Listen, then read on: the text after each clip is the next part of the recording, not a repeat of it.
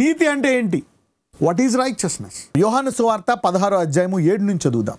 అయితే నేను మీతో సత్యము చెప్పుచున్నాను, నేను వెళ్ళిపోవటం వలన మీకు ప్రయోజనకరము. నేను వెళ్ళని ఎడల ఆదరణకర్త మీ యొద్దకు రాడు, నేను వెళ్ళిన ఎడల ఆయనను మీ యొద్దకు పంపుదును. లోకులు నా యందు విశ్వాసం ఉంచలేదు గనుక పాపమును గూర్చియు, నేను తండ్రి వద్దకు వెళ్ళుట వలన మీరిక నన్ను చూడరు గనుక నీతిని గూర్చి. తండ్రి వద్దకు వెళ్ళుట వలన అంటే ఇక్కడ 3 విషయాలు ఉన్నాయి. ఒకటి పాపము, నీతి, తీర్పు. ఇక్కడ నీతి అంటే ఏంటి? యేసు దేవుని కుమారుడు. Jesus is God's son. తండ్రి ఎలా ఉంటాడో తెలియదు. తండ్రిని, యేసుని చూస్తే తండ్రిని చూసినట్లే. If you see Jesus you have seen God. Jesus is the son of God. ఇది నమ్మితే ఇదేంటి? దిస్ ఈజ్ నీతి, రైచియస్నెస్. Everything is valid. పరలోక రాజ్యంలో ఏదైనా వ్యాలిడ్ అంటే ముందు ఈ నీతి నీకు ఉండాలి. తర్వాత నువ్వు ఎన్ని మంచి క్రియలు చేయి. ఈ నీతి లేకుండా ఎన్ని మంచి క్రియలు చేసినా అవి మురుగుగొడ్డలతో సమానం అంట. నేను ఎంతమంది పేదలకు పంచిపెట్టా, నువ్వు యేసుని నమ్మావా, ఇప్పుడు నువ్వు నీతిమంతురాలివి, నువ్వు రేపే పరలోకంకి వెళ్ళిపోతావు. తర్వాత నువ్వు పాపం చేయకూడదు. మళ్ళా ఆ స్త్రీతో ఏం చెప్తాడు? నువ్వు వెళ్ళు, నువ్వు మళ్ళీ పాపం చేయకుండా ఉండు అని దేవుడే ఆ సామర్థ్యాన్ని ఇస్తాడు ఆమెకి. God gives us that empowerment. అందరూ చంపేద్దామని చూస్తారు, ఆయన చంపడు. నమ్ముతున్నావు? అవును నమ్ముతున్నా. I am Jesus. Now you are righteous, so now be holy. Yes. ఆ తర్వాత ఆమె holy, she will go to heaven. కొంతమందికి అది టైం పట్టొచ్చు. It may take 25 years for some weakness, 10 years. There are also, but levels of weaknesses that you need to overcome. And you see here, నీతి తర్వాతే పరిశుద్ధత valid. ఒకవేళ ఈ నీతి లేకుండా నువ్వు ఎంత పరిశుద్ధంగా ఉన్నా అది మురికిగుడ్డలతో సమానం. నువ్వెన్ని ఎంత నీ ఆస్తి అంత ఇచ్చినా, నువ్వు ఎంత మంచోడవైనా, దట్ ఇస్ నాట్ వ్యాలిడ్. అంటే దేవుడు ఏం చెప్తున్నాడు? వ్యాలిడిటీ. యేసు తండ్రి నుంచి వచ్చాడు. దీన్ని నమ్మిన వారు నీతిమంతులు. ఇప్పుడు నీతిమంతులు ఏం చేయాలా? కోపం తగ్గాలని ప్రార్థన చేయాలా, పరిశుద్ధంగా ఉండాలని ప్రార్థన చేయాలా, మంచి మాటలు మాట్లాడాలని, చక్కగా ఉండాలని, సహోదరులను ప్రేమించాలని. ఇవన్నీ కూడా ఫలాలు అనమాట. నీతి తర్వాత పరిశుద్ధాత్ముడు వస్తాడు. ఆ పరిశుద్ధాత్ముడు ఫలించే ఫలాలు, వరాలు valid. So without righteousness nothing is valid. Abraham దేవుని నమ్మెను, అది అతనికి నీతిగా. కానీ ఇక్కడ చూస్తే ఒక రకంగా నమ్మలే, కానీ నీతిలో నడుస్తున్నాడు, కానీ భయాన్ని అధిగమించలేదు. ఎంతమందికి అర్థమైంది ఇప్పుడు? So Abraham is righteous. He is still a man of faith. ఎందుకు? తను దేవుడిని నమ్మాడు. He believed in Jesus and he believed that he came from God. So this is the righteousness. ఇది ఎలా వస్తుంది? నువ్వు స్వార్థ ప్రకటించడం ద్వారా అనేకులు నమ్ముతారు. అద్భుతాలు చేయడం ద్వారా, అద్భుతాలు, ఆశ్చర్యకర ఈ వాగ్దానం ఉంది బైబిల్లో.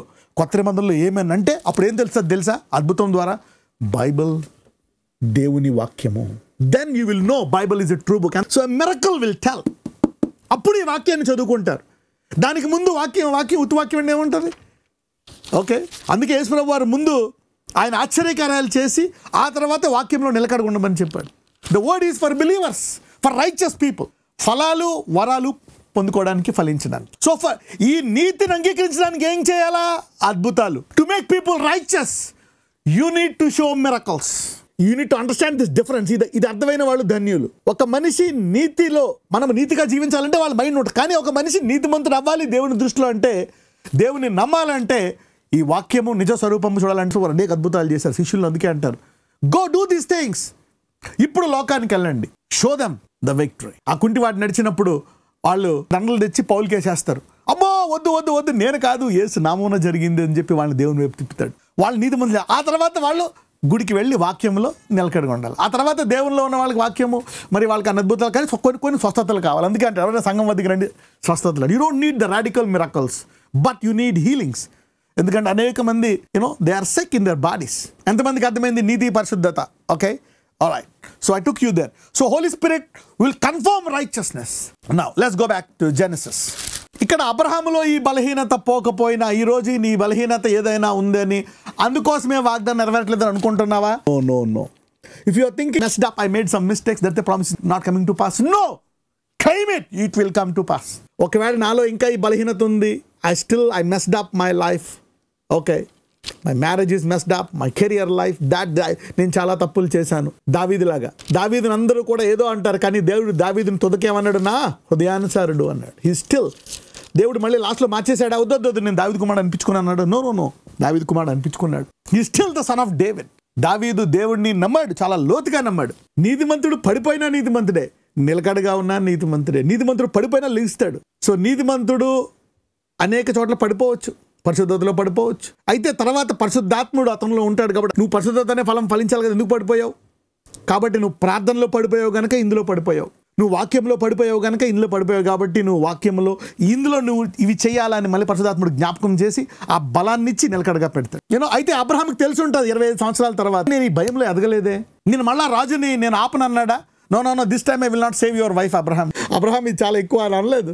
గాడ్ సెడ్ మళ్ళీ చెప్పాడు రాజుకి. అప్పుడు రాజు అంటాడు, అయ్యా అది కాదు, తెలుసు కదా నేను అతను చెల్లెని చెప్పాడు అందుకే తెచ్చుకున్నాను, లేకపోతే నేను తెచ్చుకుంటాను అన్నాడు. నాకు తెలుసు నువ్వు కరెక్ట్గా హృదయంతో, అందుకే నేను ముట్టుకోనివ్వలేదు. Now learn here. నేను ఇంకా పరిశుద్ధంగా ఉండాలా, నా నీతి ఫలింపజేయాలన్న వాళ్ళకి దేవుడు ఇంకా బలాన్ని ఇస్తాడు, ఇంకా ఎక్కువ బోధిస్తాడు.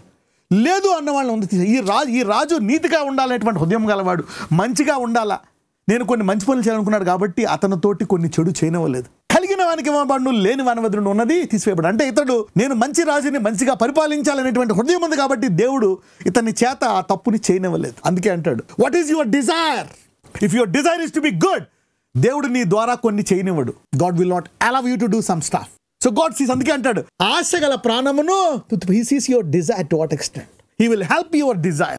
God is even exact God of your desire. ఒకవేళ నీలో ఎంత బలహీనత ఉన్నా నేను పరిశుద్ధంగా ఉండాలనుకుంటున్నాడా, దేవుడు ఆ పరిశుద్ధతను కొన్ని చోట్ల నువ్వు ఎన్నిసార్లు పడిపోయినా దేవుడు తుదకు నేను పరిశుద్ధంగా తీరుస్తాడు.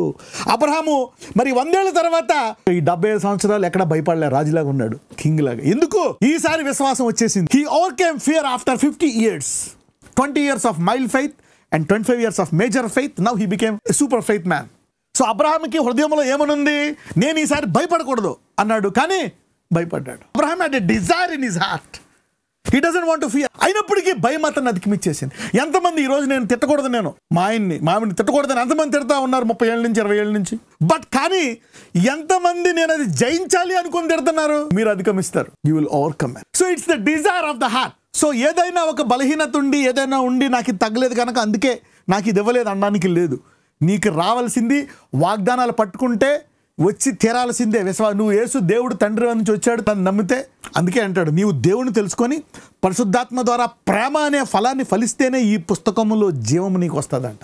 If you know God, you receive the Holy Spirit and bear the fruit of the most powerful gift, fruit which is love, then you will partake life. దేవుని నమ్మి నువ్వు ద్వేషిస్తున్నావు అనుకో భయంకరంగా, ఇందులోంచి జీవము రాదంట. అందుకే అంటాడు యోహాన్లో, ఎవరినైనా నువ్వు ద్వేషిస్తే యు ఆర్ ఎ మర్డరర్ అంట. See that murderer cannot enter into the heaven. So అన్నిటికంటే ముఖ్యమైన ఫలం ఏంటి? దేవుని ప్రేమించాలా. దేవుడు అని చెప్పడమే కాదంటే దేవుణ్ణి ప్రేమించాలా. You need to love God. దేవుని ప్రేమిస్తే అప్పుడు దేవుడు ఇతరులు ప్రేమించేటట్టు చేస్తాడు.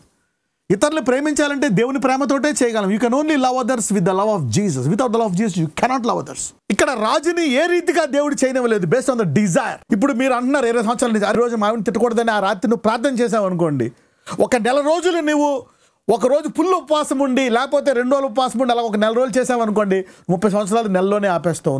నువ్వు అనుకుంటున్నావు, తర్వాత బాధపడుతున్నావు. నువ్వు అంటే సిద్ధపాటు లేనందుకు నువ్వు పడిపోతున్నావు, నువ్వు ఆ మాటలన్నీ వేస్తున్నావు. సో ఇఫ్ యూ ప్రిపేర్, దాన్ని తీసుకొని నువ్వు 1 వారం రోజులు ఉపవాసం చేసావు అనుకో, 40 days ఫాస్టింగ్ చేసావు అనుకో, హాఫ్ డే ఫాస్టింగ్, అది మళ్ళీ రిపీట్ అవ్వదు. If you are really serious and focus on that, ఆ బలహీనత ఆగిపోతుంది. You can stop it in 6 months, in 50 days, in 1 year. మీలో అనేకులు ఆ దీర్ఘకాల బలహీనతను త్వరగా ఆపుకుందురుగాక. May you stop it quickly. అలాగే దేవుడు అబ్రహామునకు వాగ్దాన రూపముగా ఇచ్చాడంట. The promise is based on faith. విశ్వాసం నువ్వు నమ్ముతూ ఇచ్చేస్తున్నాడంట. అంటే మీ వాగ్దానాలన్నీ నెరవేరుతాయి. Every promise will come to pass. నజరేయుడైన యేసయ్య, నీకు అసాధ్యమైనది లేదు. Nothing is impossible to you. నీకు సమస్తము సాధ్యమే. కుళ్ళిపోయిన శరీరాన్ని నీవు బోర ఊదితే మహిమ శరీరంగా మార్చగల దేవుడవు నాయన. అంత గొప్పగా అద్భుతము చేయబోతున్నావు. ఎవరైతే ఆరోగ్యాన్ని కోల్పోయారో తిరిగి వారికి ఆరోగ్యాన్ని దయచేయండి, బలాన్ని దయచేయండి. వారి కండరాల్లో, ఎముకల్లో, మాంసాల్లో బలాన్ని దయచేయండి. నూతన బలాన్ని దయచేసి అద్భుత సాక్ష్యాలుగా వారిని నిలబెట్టమని ప్రార్థిస్తున్నాము తండ్రి. ఆమెన్.